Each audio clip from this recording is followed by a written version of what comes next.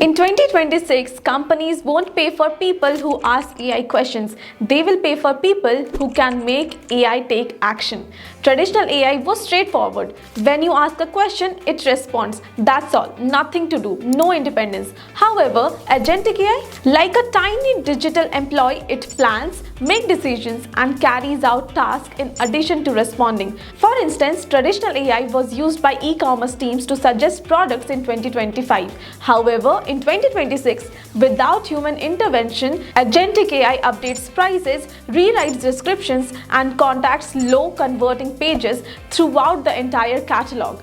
Previously, physicians were assisted in reading reports by outdated AI. These days, Agentic AI gathers patient data, plans tests, creates treatment rules, and only notifies the physician when a serious issue arises. Alternatively, earlier AI recommended optimizations in DevOps before engineers even wake up. Agentic AI now spins backup servers, detects outages, and fixes problems.